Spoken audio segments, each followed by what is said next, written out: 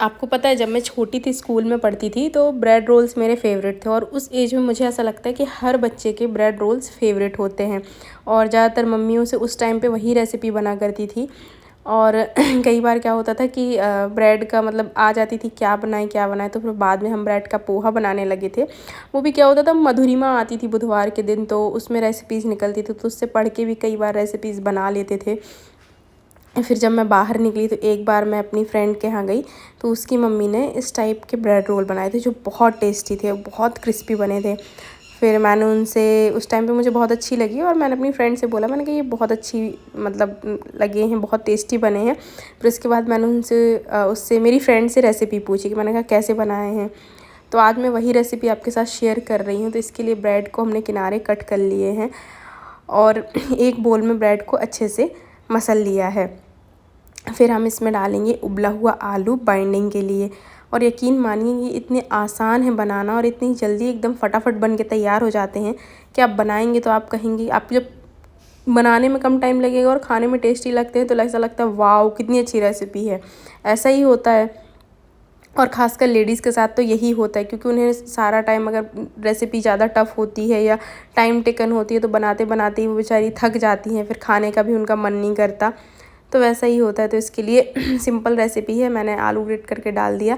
अब डालेंगे हम इसमें बारीक कटा हुआ प्याज और इसके साथ ही डालेंगे एकदम बारीक कटी हुई शिमला मिर्च। तो सब्जियां आप अपने मनपसंद की ले सकते हैं, जो सब्ज़ी नहीं खाते वो स्किप कर सकते हैं। थोड़े से डाल देती हूँ मैं गाजर, क्योंकि गाजर घर में रखा हुआ था। हरा धनिया डालेंगे, साथ ही इसके ऐड करेंगे हम बेसिक मसाले जैसे नमक और चिली फ्लेक्स। आप चाहें तो अमचूर पाउडर, गरम मसाला डाल सकते हैं और चाहें तो आप हल्का सा जीरा पाउडर भी डाल सकते हैं। तो ये अपने स्वाद अनुसार रहता है कि जो जो आप मसाले खाते हैं। अगर आप तीखा मसाला खाना पसंद करते हैं तो एकदम तीखी वाली लाल मिर्च डाल दीजिए, क्योंकि मेरी बेटी भी खाती है तो मैं मिर्च थोड़ा कम डालती हूँ आजकल। अब सारी चीज़ों को अच्छे से मिक्स कर लेंगे और इसको मिक्स होने में कोई भी प्रॉब्लम नहीं होगी, क्योंकि इसमें आलू डला है। लेकिन इसमें पानी आपको बिल्कुल नहीं मिलाना है। अगर आप पानी मिलाओगे तो आपकी रेसिपी ख़राब हो जाएगी। लेकिन मसाला आपको बिल्कुल अच्छे कड़े हाथ से एकदम, जिससे कि एकदम अच्छा सख्त डो तैयार हो जाए। इसके बाद हम क्या करेंगे कि हाथों में लगाएंगे थोड़ा सा ऑयल लगाने के बाद ये प्रॉपर शेप ले लेगा, इसलिए लेंगे थोड़ा थोड़ा हम डो को। और इसके जिस शेप में आप चाहें उस शेप में रोल्स बना सकते हैं। आप चाहें तो कटर से कट भी कर सकते हैं। एक बड़ी सी आप पूरी इस तरीके की बेल लीजिए, उसको गोल गोल करके और कटर से कट कर लीजिए, तो आपके उस तरीके के भी रोल्स बन सकते हैं। लेकिन मैं इन्हें थोड़ा सा हल्का से लंबा बना रही हूँ। तो अब ये बन के तैयार हैं। लेंगे हम ब्रेड क्रम्स, और ये फ्रेश ब्रेड क्रम्स ही है, मैं तुरंत फटाफट बनाती हूँ, रखती नहीं हूँ फ्रिज में स्टोर करके। और बस इसके बाद जो हमारे ब्रेड के किनारे बचे थे आप उनको भी पीस सकते हैं ब्रेड क्रम्स बनाने के लिए। इनको अच्छे से हम डिप कर देंगे इनमें और एक एक करके हम निकाल लेंगे। अब आप चाहें तो इन्हें डीप फ्राई भी कर सकते हैं, और चाहें तो मेरे जैसे मैंने कम ऑयल में बनाकर तैयार किए हैं तो आप इन्हें कम ऑयल में भी रेडी कर सकते हैं।